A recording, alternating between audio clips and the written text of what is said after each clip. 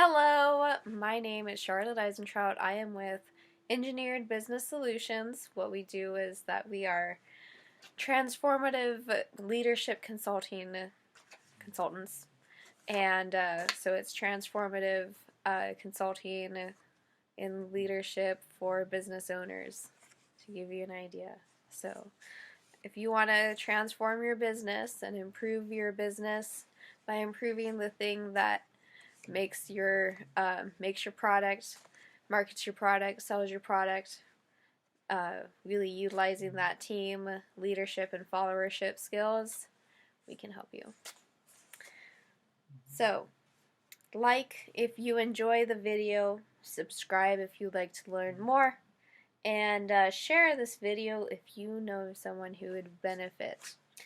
Alright, let's get started. Oh, and also you can check us out at ebsarizona.com for more information about our services.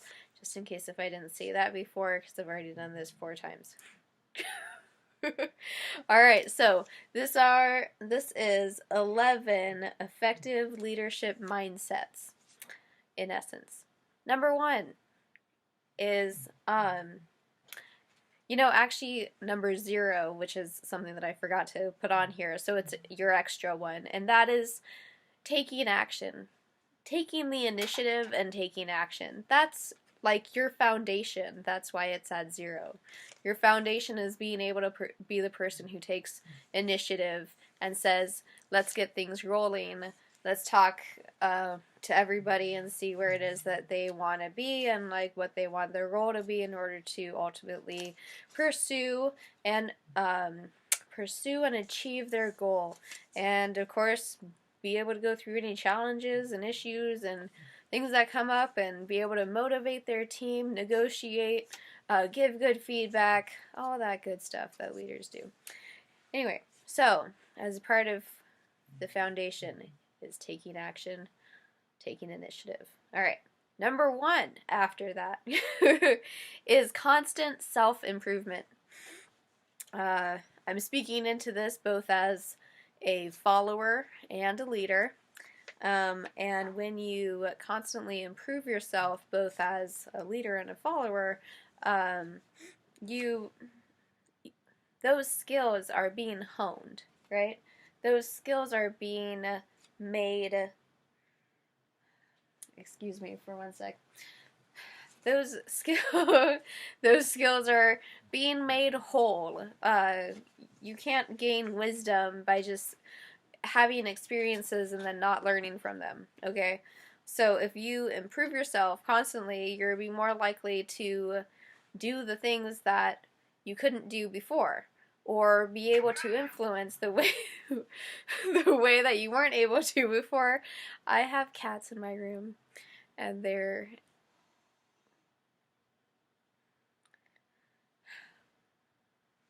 playing right now, so yeah. Alright. Embraces honesty and compassion. If you excuse me one sec. Oh my gosh. I'm good enough. I'm good enough. I'm good enough. Hey! Stop it. Alright. Embraces honesty and compassion. Even for small animals that enjoy ruining the video. No, I'm kidding. They're fine. Number 3, listens to exactly what is going on in all aspects.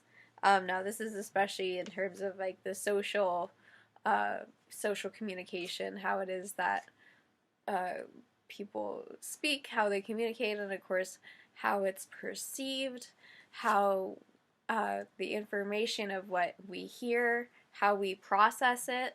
That's a part of like just simply having that knowledge and know-how of what's going on around you.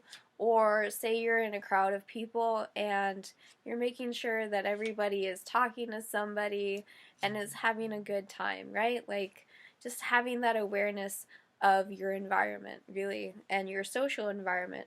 What's the energy of the room? What's the tonality? Being able to pick up how people are communicating. So, similar. Number 4, picking up on distinct social cues from leaders, followers, and other teammates. Oh my goodness. Everything. Whew. I did another video earlier today on 16 reasons why ego is the enemy. And now it's like, I always find, for whatever reason, 6 o'clock goes around and things just like are suddenly alive and people are doing things and there's all this energy and it's like, right now I'm home alone, but like now my animals are like, wah, you know.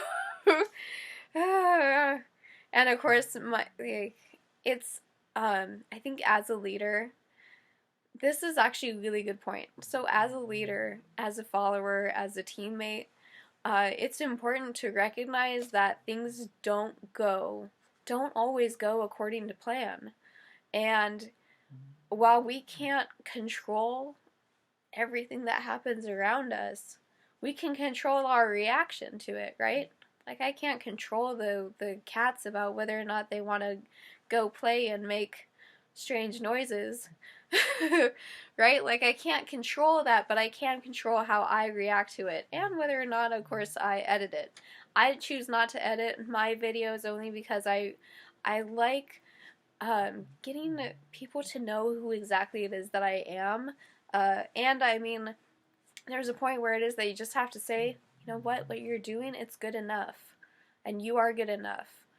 We are perfectly imperfect, and you are good enough to do what it is that you need to do. And motivating others is a good, like, part of being a good leader, is like motivating others, wanting good for others, really wanting good for others, I think really is a part of that, making up a good leader.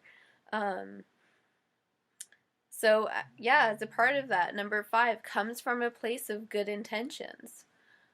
If I come from a place of bad intentions, most people view me in a bad light, in a negative light, but because I'm coming from a negative light, because I'm coming from a negative energy. But if I come from a positive energy, where I want good things for people, if I say I want good things for people, or I can see potential in you that you cannot see in yourself right now, but I know that with the right training, you will gain those skills. I will give you an opportunity. I give you an opportunity. I give you permission right now to say to yourself, I can improve. I am worth it. I deserve to improve. That's coming from a place of good intentions, right? It's good. It feels nice. People like that. People like to feel validated. People like to be seen as they are. You are a human. I am a human. Neither of us are perfect. I am not perfect. I'm far from perfect. I'm a recovering perfectionist. And I'm recovering from all sorts of other stuff that happened in life. But right now, I feel pretty good, right? And things are actually okay. When we catastrophize, we could make our environment that much more toxic, or we can accept our environment and live a little bit more peacefully and neutrally with the world. Like, if we come from a negative perspective and we see everything as negative, everything as catastrophizing or anything like that, then we put off that busyness, or that negativity, and people pick that up. And so if you're the top dog in your business and you're coming from a place of negativity, that will go through your pyramid. By the way, there's a pyramid right there. So that'll go through your pyramid. That's kind of a lot like, the positions of a company. So you're way at the top as a business owner. And then, of course, there's also business leaders, like, in between. But most of them, the high business leaders, those are the people who make the biggest impact, the biggest influence on their company, on their business. And effective leadership is where it's at. Whatever gender, whatever sex, whatever race, when you have the skills, the social knowledge, and the emotional knowledge, and the know-how of being able to strategically maneuver through social situations and come from a good place and want to do good by the people who you serve as a leader, you can move mountains. Also, right now I don't know if you can hear, but I have a dog that is currently snoring right there. So that's fun. She's a big old bulldog, real cute. All right, number 7, stays positive. Not always, that doesn't mean, no, when I say stays positive, I don't mean 100% of the time. You are allowed to have your emotions. You're allowed to be frustrated. You're allowed to be negative. You're allowed to have anger and frustration on occasion, okay? Like, you're allowed to have your emotions. It's just the difference of whether or not you spend most of your time and energy in a negative place or in a positive place. That's the difference. Where are you spending most of your time in a day, right? It's not just the 8-hour thing either. Like, if you wake up positive and you go to bed positive overall, or you forgive yourself for what you weren't able to do, and you pat yourself on the back for what you were able to do, or changing your perspective, coming from a positive place, doing the things that are necessary so you can transition. You are able to transition also if you wanted to. If you currently find yourself in a negative mindset, you deserve to, and you are able to go from a negative to a positive mindset. You deserve it. I give you the permission. You don't even need my permission. But doesn't it feel nice to know that it's been given? Stays positive. Number 8 is solution focused. So if I look at problems, like, it's one thing to identify problems. It's another thing to actually go through the steps and solve those problems so that then you can ultimately achieve your goals or overcome your challenges, go through your obstacles, face your issues, right? All of this stuff. If you're solution focused and you're in it, these are effective. Like, being solution focused is a part of being a leader. Being able to ask the right questions, that's a part of being a leader. That's a part of finding solutions. Asking the right questions. Not like, it's like asking good questions. Asking questions that ask, can we find a solution? What information do we need to know in order to challenge this, in order to find a solution that might make sense, might make the most sense, might get what it is that we want? Like, this is part of marketing, like, say with marketing, experimentation, you have live feedback, and getting feedback is very important. When you're in a business and you're leading a team, you also get live feedback. But a part of that live feedback is having the ability and the know-how and the skill to be able to pick that up and run with it and be able to take that information and turn it into making big impact, right? Or turn it into making revenue. Turn it into having a power and position and a reason why, a purpose, a reputation, all of these. If you are solution focused, you can find solutions to all of these aspects. This is a part of having that effective leadership mindset. And leadership take action kind of thing. Leadership take action. Action taking action in leadership. There it is. That's what I was trying to say. All right. Number 9, uses a mentor to keep on track. To keep on track and to achieve your goals. When you use a mentor as a leader, you put yourself above the rest. Leader is, in a big way, putting yourself above the rest. Now, you are still serving your team, but the leader is the person who is best able, usually, to navigate social situations, and the one who best has people who want to follow them. Like, there's a big difference between having positions of power by name or position only, and then there's having positions of power in, like, such as leadership. Leadership is, of course, yeah, whatever. Then there's the difference of having positions in name and power, and because people want to be following you. When people want you to lead them, you are much more effective in your business.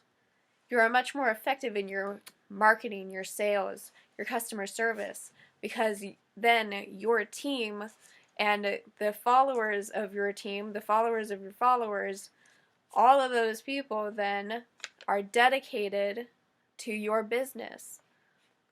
That means a lot.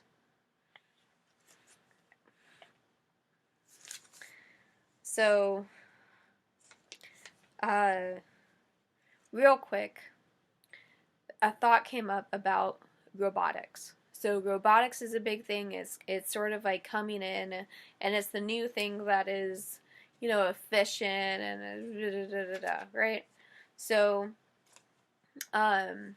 ingenuity.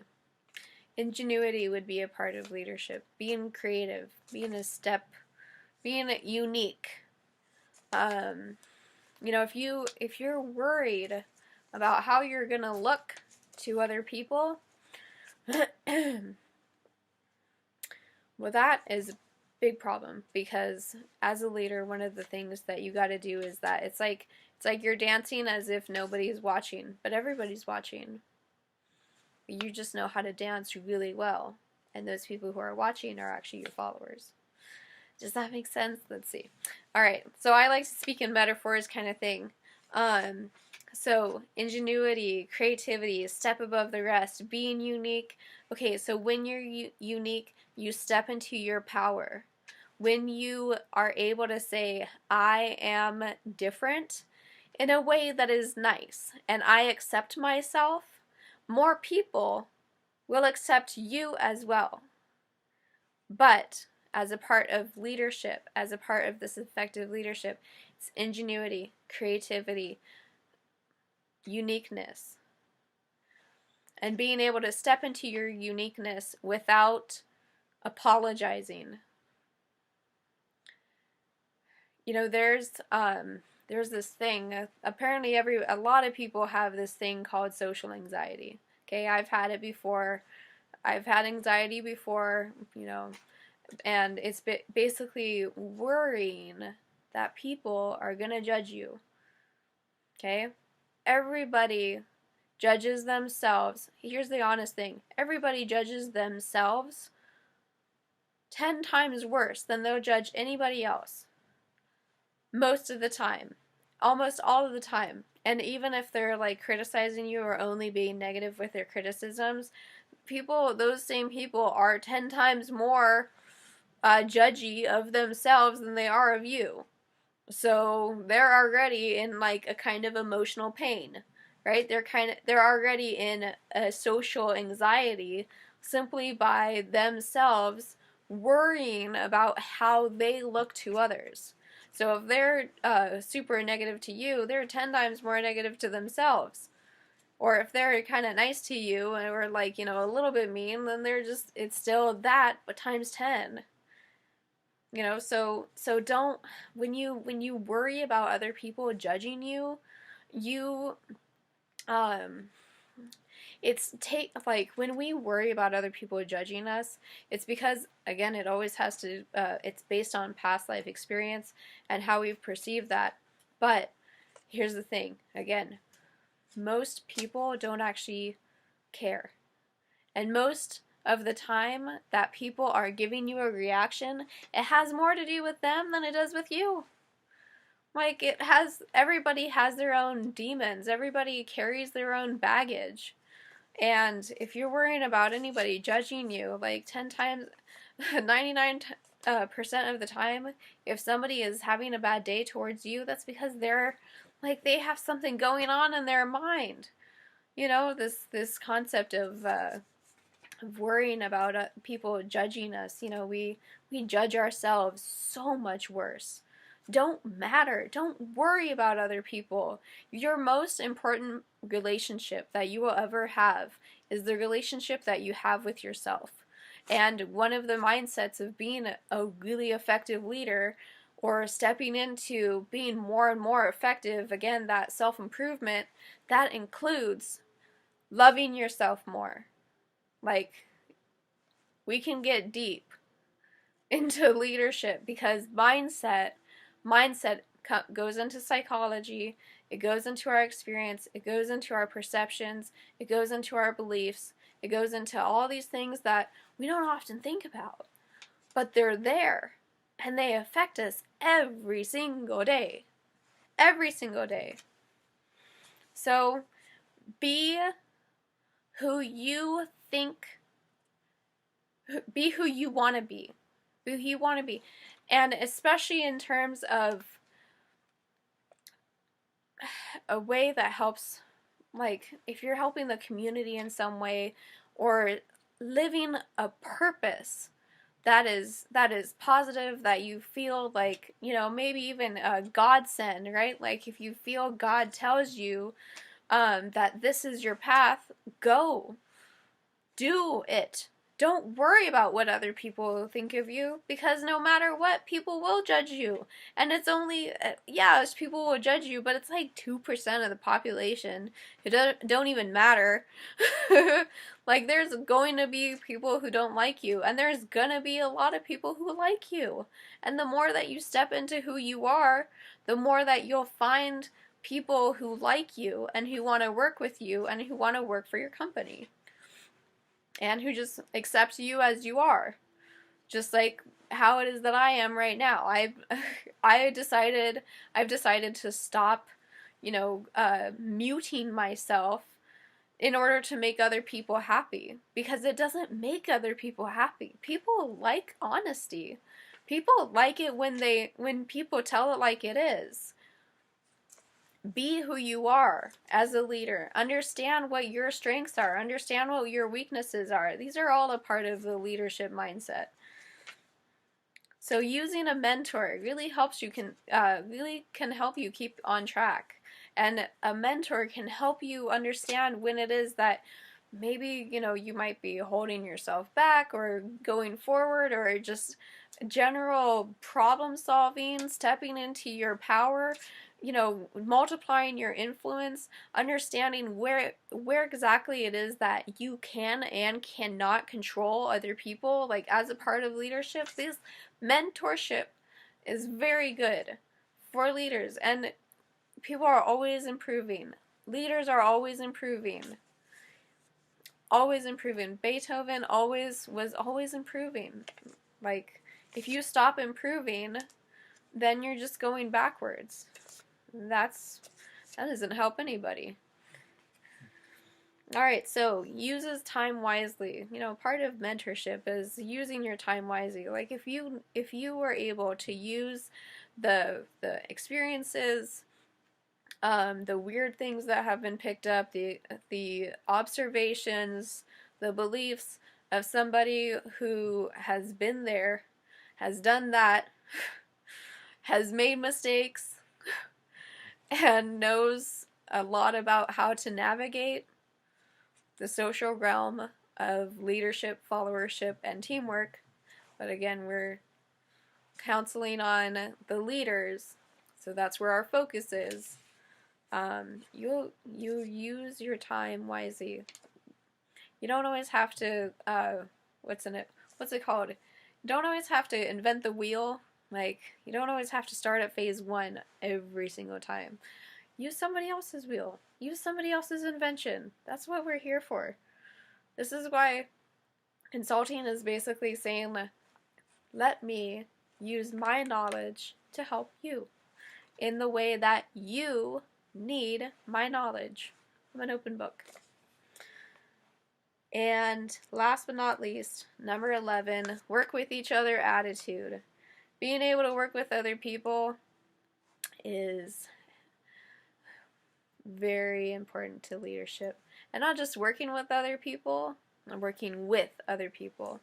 Not just working with other people, but also being able to motivate other people, having other people see you as a competent person, being empathetic, validating. These are things that followers really like in leadership. And this is part of why it is that these are things that actually make an effective leader. Things like empathy, validation, and of course competence, right? All right, so as always, like if you enjoy this content, share if you know of somebody who could really benefit from our services, and subscribe to hear more. Woo! All right. And again, check out ebsarizona.com for more information about our services. That is ebsarizona.com.